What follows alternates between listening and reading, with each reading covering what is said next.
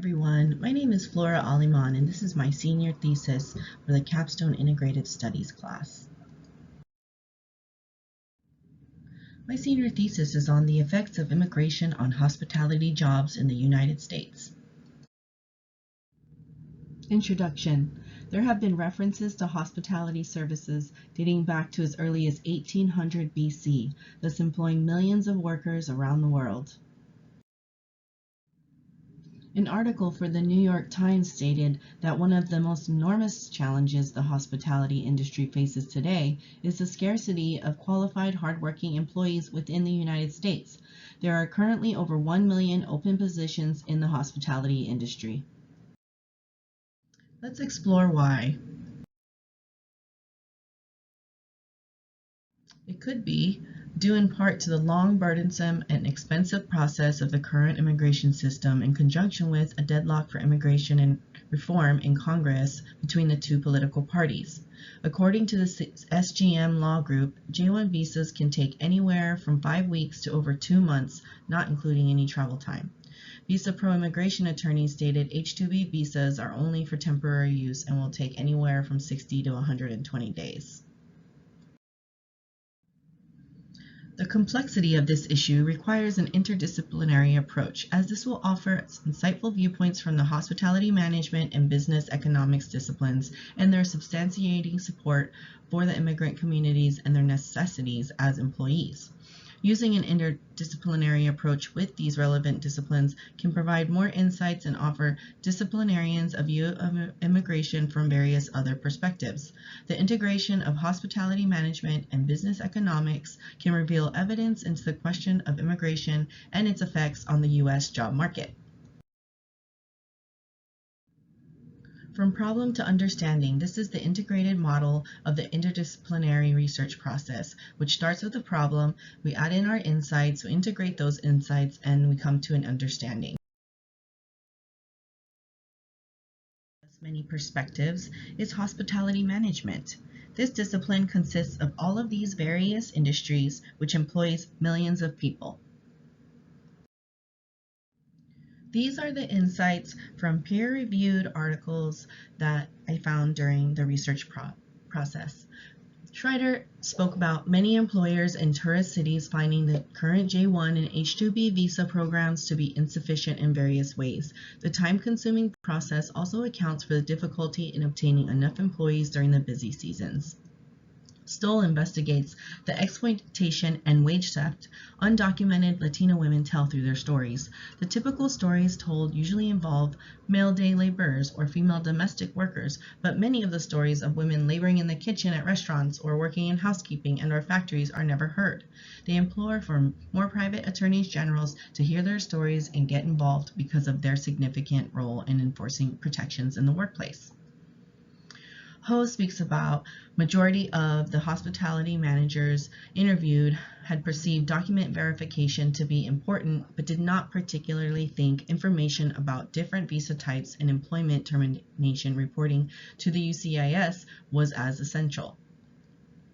Schultz and group surveyed a group of restaurant managers in Oklahoma, out of which 50 were usable. The study explores the consequences of how this new immigration reform legislation might impact the restaurant industry in the United States. Majority of the managers stated this new bill would not affect their restaurant negatively.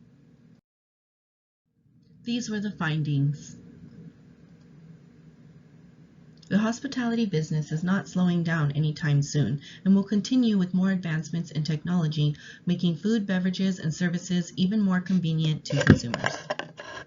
The U.S. Bureau of Labor Statistics estimated that there were more than 1 million job openings within the leisure and hospitality sector in 2018 versus just over 350,000 job openings in 2009. Deloitte reports that while immigrants make up about 13% of the total U.S. population, the segment accounts for a highly significant 31% of the hotel and lodging industry's workforce and 22% of restaurant employees. Trade groups like the American Hotel and Lodging Association have responded by stepping up their lobbying for immigration reform on Capitol Hill, but with change unlikely anytime soon, many hospitality execs are eyeing alternative ways to help ease the shortage in the near term. Conclusion is, statistical data repeatedly underlines the fact that the hospitality job market will suffer if inaction with the current immigration laws are not reformed, thus spurring the inevitable cycle of illegal immigration to continue.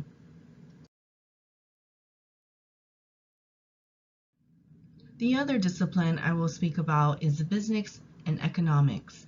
This is included but not limited to labor, globalization, and small businesses, which are the topics that are covered in this research process.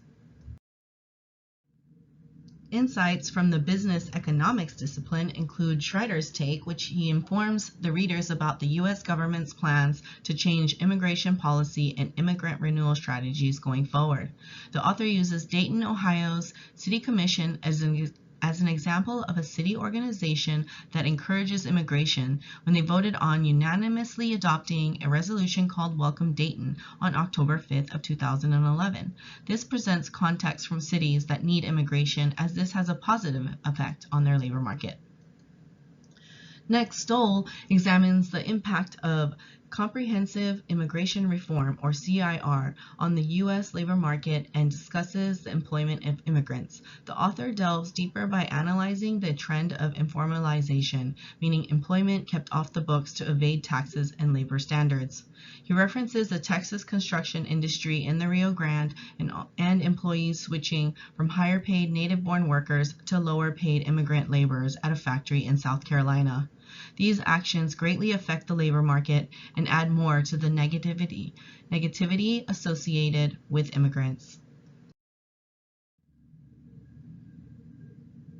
Next, Ho discusses the disagreement between U.S. political parties on immigration policy and reform for skills-focused workers. The Reform American Immigration for Strong Employment Act, or RAISE, introduced by the Republican Party, proposes a point system for selecting highly skilled workers, but does not focus any effort for the low and medium skilled labor. The author suggests the need to first consider the 11 million workers that are living in the U.S. now, many of which are in low and medium skilled jobs, before any type of immigration reform can take place. As research shows, the U.S. being unable to supply enough low-skilled laborers from within the country, which in turn may have a detrimental effect on the scarceness of labor in the hospitality industry. Lastly, Schultz and his authors suggest that many lawmakers tend to justify rigorous immigration laws with the assumption that undocumented immigrants negatively affect American workers, despite inadequate empirical evidence. The authors examine two ways to validate these claims by copying a methodology used by notable demographers for state-level estimates of the undocumented population from 1994 to 2010. With those estimates, the authors then incorporated those numbers into a fixed effect dynamic model to separate how undocumented immigrants affect the low-skilled native labor force participation and unemployment rates. The concluding data indicated that neither illegal nor legal immigrants had a substantial impact on low-skilled American laborers. Lastly, the findings here for the business economics discipline show that the common key insights gathered from some of the authors is that immigrants are in high demand for low and medium skilled jobs. The hospitality industry has come to rely on them to fill many much needed positions that are not being filled by U.S. workers. The hospitality business is growing and progressing faster than the labor supply can keep up with, and that is a vital point that requires more attention in order to possibly meet the needs of this market. The hospitality industry has proven to have high labor turnover. According to the U.S. Bureau of Labor Statistics, the lodging and food industry has an annual turnover rate of 74.9%, almost 75% turnover rate. To conclude, there aren't any studies that can be completely conclusive due to numerous factors and the inability to make calculations on all the undocumented immigrants living in America today. Hence, there will always be conflicting arguments about whether there is a positive or negative impact on the labor market. Here are my final thoughts on immigration, jobs, hospitality management, and business economics and the connections between them. The research findings indicate that the hospitality industry is in grave need for employees.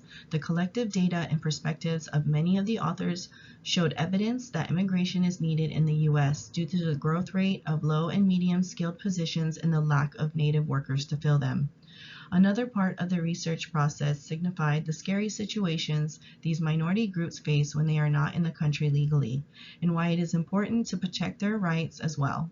Legislation like the CIR and RAISE are both a good start to what needs to be done, but also do not protect those that need it the most.